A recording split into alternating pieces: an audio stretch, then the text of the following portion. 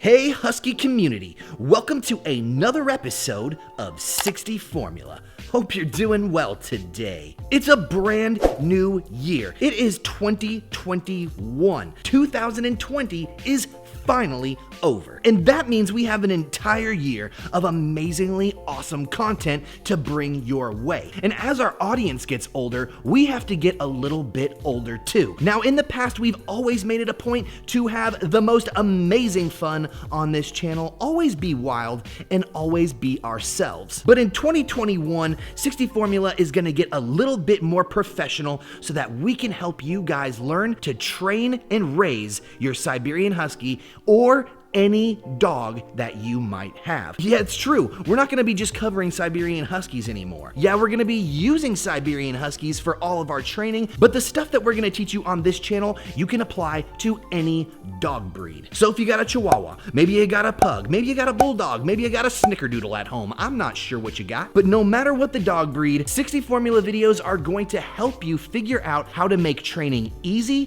fun, and fast so that you're not wasting your time trying to teach your dog all the simple commands. So you may be like, okay, 60, what are you gonna be changing up? So first things first, we have a TikTok account that we update regularly. We're always making really fun Siberian Husky videos, and we're doing videos with Ruby Tuesday too. So be sure to check out our TikTok. We're gonna go ahead and link it down in the description below, but just in case you can't find it there, just go on over to TikTok, open that app up, and search for 60_formula, and you should find Britney Spears and Gila doing all their crazy antics. Now, TikTok will be a great place for us not only to share the fun times with you, but we're also going to be sharing all of the best tips and tricks that we have to offer. I'm gonna be unleashing all of the secrets that I use on my Siberian Huskies, how I taught them to bork and boof, be amazingly respectful, calm, and know how to listen to a whole bunch of essential commands. So if you're interested in that sort of thing, if you wanna know how to become a better owner for your Huskaroni pizza, or like I said, any doggo breed, this is going to be the channel for you. 70%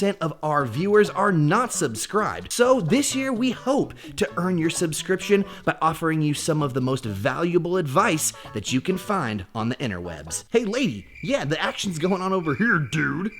Good girl. A couple other things. We are retiring our merch line. This means all of the t-shirts that you find down in the description below are soon going to disappear, and you're never gonna be able to get them again. So if you want an original 60 Formula piece of merch, you better go and do it soon. But this doesn't mean that we're never gonna have merch again. We're getting way better merch. They're gonna look absolutely amazing, and we can't wait to share those with you. So as soon as that line comes out and it's ready, we're gonna retire the original line. So if you want to get your hands on some of that stuff, be sure you go and check out Teespring, or just look at the description down below to see what we got to offer. Something really cool that happened in 2020 amongst all of the horrible stuff that happened is I got a MacBook Pro. And what's really cool is this is a beefed up MacBook Pro, which means I can get all of the content to you guys out quicker and with a higher resolution. It makes working on Final Cut and editing all the videos so much easier for me, so it's just gonna change up the game. I also upped my camera equipment just a tad, so we're working with a brand new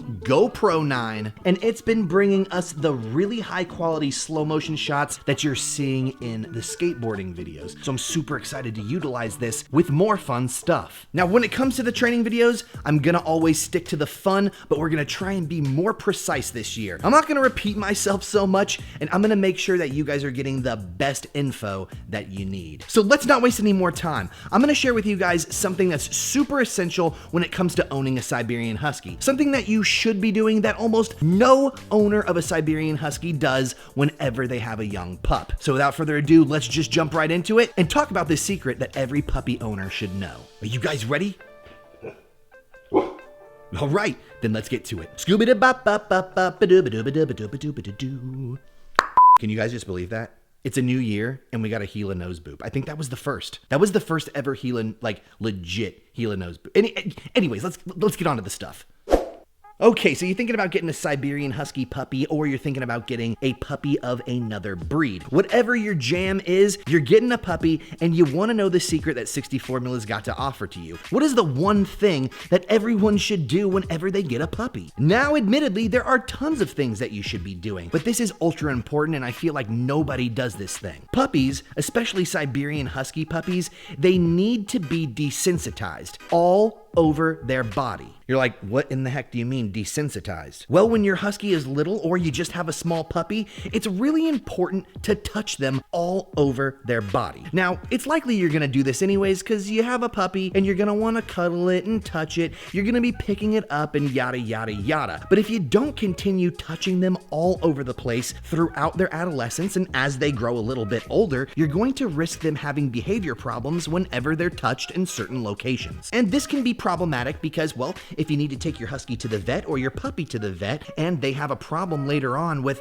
the vet touching them on their toes or touching them on their leg corners, they might lash out and try and bite the veterinarian, and you really don't want an awkward situation like that. You especially don't want the situation to happen to yourself or a loved one, so better to remedy that when they're young and before you even have to deal with it. So the way that we do this is we make sure that we touch our puppy as they grow up in as many spots as possible, as often as possible. And this can be a little awkward because, yeah, this means touching your puppy in their, private areas. And that can be really weird, especially if you don't feel comfortable doing it. The reason we want to do this when our dog is little and a puppy is for two reasons. The first one is so that they learn at a young age. Dogs learn best when they're little. They're pretty much like humans. But the second reason is because your puppy is small. So when they go to bite you or they have a problem with you touching them somewhere, it's not going to hurt you as much as, well, if a grown dog bites you, which could really, really hurt. I'm sure you know what I'm talking about if you've ever been bitten by a grown dog. So every so often, I would say argue a couple times a day, go up to your Siberian Husky or your puppy and touch them in weird spots. You want to touch them underneath their arm, you want to grab them on their paw, kind of rub their feet a little bit, and yeah, they're gonna pull away. They don't really want you touching them, they don't feel comfortable right out the gate, but this is exactly what desensitizing your puppy is gonna do. It's gonna let them know that it's okay and it's all right for them to feel comfortable with you putting your hands on them anywhere, because they may need some medical assistance one day and being touched is part of that medical process. So flipping your puppy over is definitely essential, and you're gonna wanna lift their leg right and put your hand, look, I'm not grabbing his privates or hurting him, but I am touching and petting around those areas where a dog might feel uncomfortable. And you can tell by Britney Spears' face that he's like, I don't really like this, but I'm gonna allow you and I'm gonna be okay with it. I'm gonna go ahead and just touch behind his knee a little bit and just pet him. It's important to make sure that you're always very soft and gentle. So look, we're just gonna pet around the private area.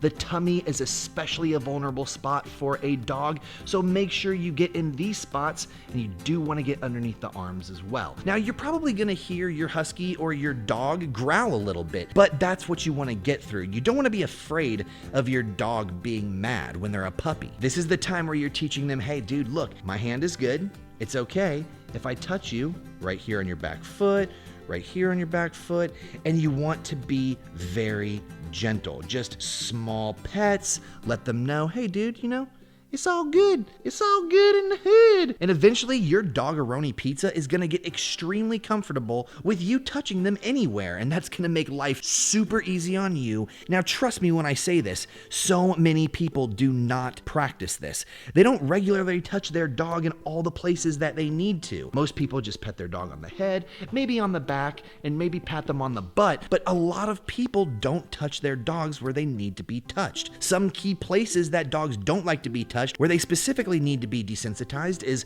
their feet, their belly, and even their tail. Tails are super sensitive spots for dogs where they feel vulnerable, so they just don't really like having that area touched. Help them get more comfortable with that by regularly petting that area, touching them, and letting them know, hey dude, guess what?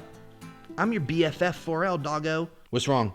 Are you mad because you haven't been in the video that much? I've been filming mostly your brother. Well, I don't know, you walked off, dude. I'm sorry, I'm trying to teach everybody about how you desensitize a Siberian Husky or a puppy. Do you want me to show them through you?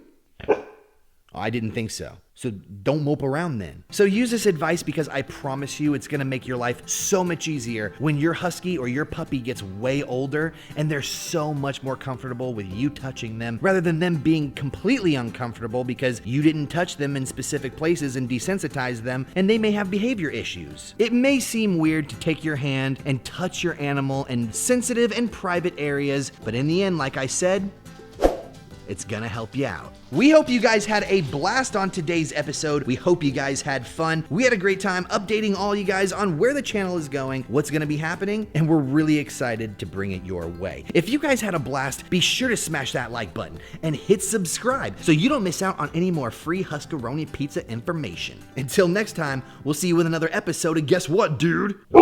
That's right, whatever we make. Scooby-Doo-bop-bop-bop-bop-a-doo-ba-doo-ba-doo-ba-doo-ba-doo-ba-doo.